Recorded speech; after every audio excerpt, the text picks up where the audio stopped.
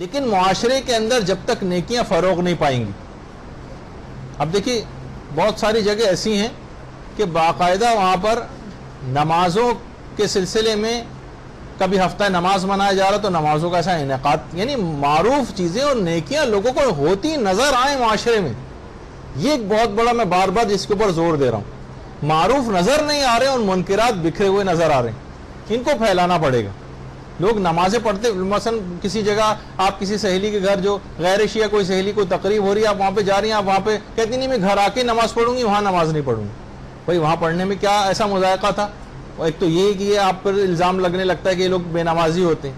تو بہرحال بہت سی چیزیں غیر ضروری ایسی احتیاطوں میں چلے جاتے ہیں جو خود خلاف احتیاط ہوتی ہیں. تو معاشرے کے اندر دیکھیے اگر یہ اس طرح سے لوگ نظر آنے لگیں, نیکیاں فروغ پانے لگیں, تو کوئی بھی شخص بے نمازی ہونے کا نہیں سوچے گا. نیک لوگوں کی تعداد میں زیادہ سے زیادہ اضافہ کرنے کی کوشش کریں. دیکھیے اس سلسلے میں یہ دیکھیں افریقہ میں جو عاشورے کے جلوس نکلتے ہیں, ان عورتوں کو کس نے آخر اتنے سخت پردے پہ اتنا آرگنائز طریقے سے مسلمان کیا, مومنہ کیا کہ عاشورے کا جلوس جو مثلا نکل رہا ہے وہاں پر افریقہ میں, تو عورتیں دیکھیں کتنی منظم. ہمارے یہاں کوئی عورت آپ کو نظر آتی جو یہاں سے جدی پشتی جو نجیب الطرفین بھی ہیں اگر, تو اتنے آرگنائز کوئی نظر آتا ہے؟ آرگنائزیشن بھی نہیں. جو حجاب اور پردہ ان لوگوں کا آپ کو نظر آ رہا ہے, کس امر بالمعروف اور نہی عن المنکر کسی نے ان کو کیا, اس کی اثر پذیری ہوئی, تو اس کے مظاہر دیکھنے میں یہ سامنے نظر آ رہے ہیں. اور دیکھیے بہت سی چیزیں ایسی بھی ہیں, جیسے بہت سے معذور افراد, یہ خود اس کا اس طرح سے نماز پڑھنا کتنے بے نمازیوں کو دعوت نماز دے گا کہ دیکھیں اس کے پاؤں نہیں ہے تب بھی آ کر نماز پڑھ رہا ہے, میں صحیح و سالم ٹھیک پاؤں والا, میں تب بھی نماز سے غافل ہوں. لیکن یہ بھی اگر گھر میں بیٹھ کے نماز پڑھنے لگے تو کہیں کوئی نظر ہی نہیں آئے گی, کوئی نیکی معاشرے میں ہوتی ہوئی نظر نہیں آئے گی کہیں.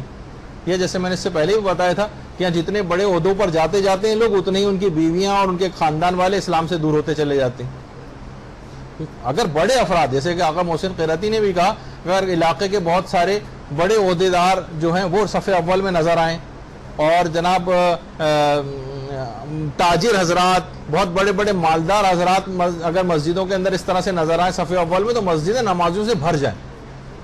یہ افراد جو ہیں معاشرے کے اندر آ کر اس کو پریکٹس کرتے نظر نہیں آتے لوگوں کو, اس وجہ سے معاشرے میں نیکیاں بھی نہیں نظر آ رہی. کتنی ایسی چیزیں, مثلا جیسے کہ یہ خاتون کہ جناب قرآن کے حروف کے اوپر ہاتھ نہ لگے, اور اگر بغیر وضو نہیں ہے تو گلوز مثلا پہنے ہوئے ہیں, حروف کے اوپر ہاتھ نہ لگیں. تو بہت ساری نیکیاں جو معاشرے میں یہ چیزیں سکھانے والا یہ ممبر, جو کہ اب ہم دیکھتے ہیں کہ افسوسناک حد تک بہت سارے ایسے نااہل افراد کے ہاتھ میں بعض اوقات یہ چلا جاتا ہے کہ معاشرے میں جتنی بھی آپ کو اس وقت نظر آ رہی ہیں نا برائیاں ہوتے ہوئے, یہ اس کا نقص ہو جاتا, اس پہ بیٹھنے والے کی بعض اوقات خرابی ہو جاتی. تو اس کی طرف یہ ہمیں دماغ میں رکھنا چاہیے کہ باقاعدہ آغا سیستانی علی الخصوص زائرین پاکستان جو ان سے یہ بات کہتے ہیں کہ آپ ممبروں پر پڑھے لکھے افراد کو, جو دینی اعتبار سے جو پڑھے لکھے ہیں, صرف انہیں کو جانے کی اجازت دیں.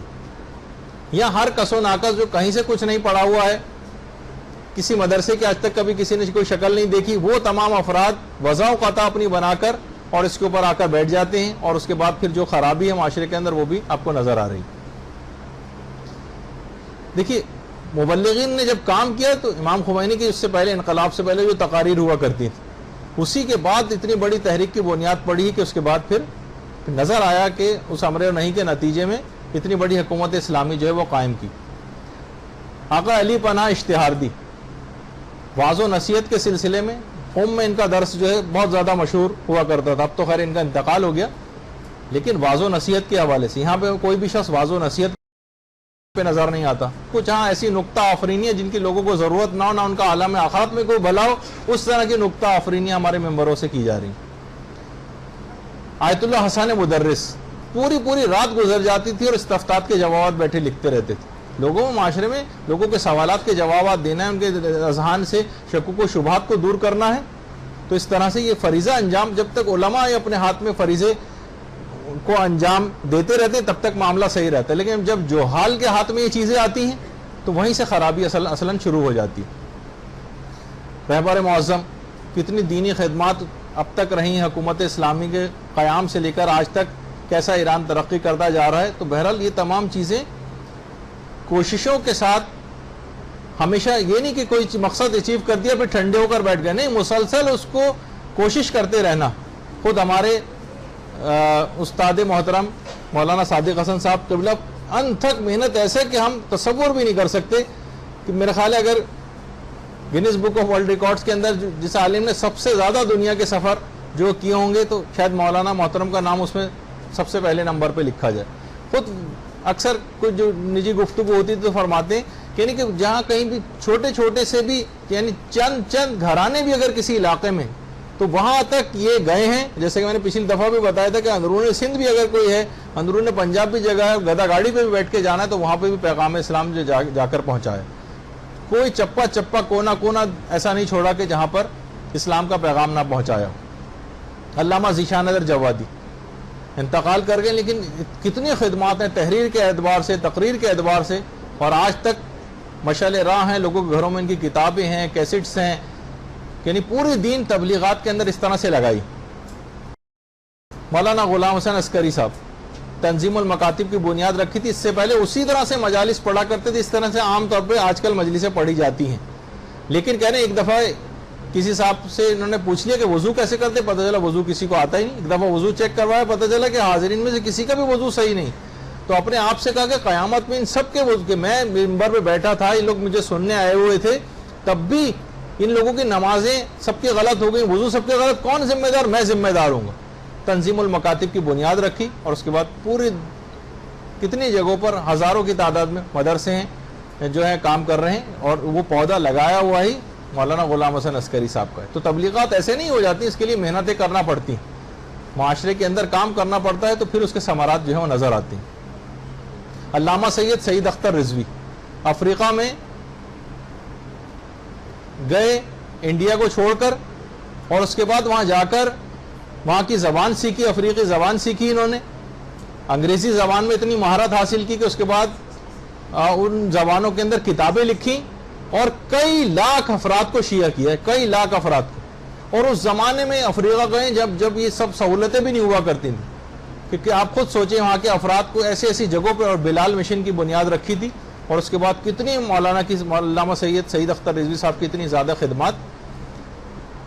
تو یہ چیزیں دیکھیے، وہی ہے کہ ہم تصویریں ان کی ہوں آپ کو دکھا رہے ہیں کہ ان کو اپریشیٹ کریں، ان لوگوں کے کام. جیسے علامہ ذیشان نظر جوادی کہتے تھے، ایک عالم بیچارہ جو ہے وہ اپنی کیا چیز لوگوں کے سامنے پیش کرے کہ اس کی اچیومنٹ کیا ہے. وہ یہی کہے گا میں نے اتنی کتابیں لکھی ہیں، لوگوں کو کتاب پڑھنے سے کوئی دلچسپی نہیں. وہ کہے گا کہ میں نے مثلا اتنے جو ہے وہ مدرسہ قائم کیے، لوگ سوچتے ہیں مدرسے کے معنی شاید علی زبر وا، بے زبر با، تے زبر تا پڑھایا جاتا ہے وہاں پر، اس کے علاوہ کیا ہوتا ہے مدارس میں؟ حقارت کی نگاہ سے دیکھتے ہیں. وہ کیا اچیومنٹ اپنی پیش کرے لوگوں کے سامنے کہ میں نے کیا کیا ہے. لوگ یعنی قوم اتنی زیادہ جاہل ہو گئی.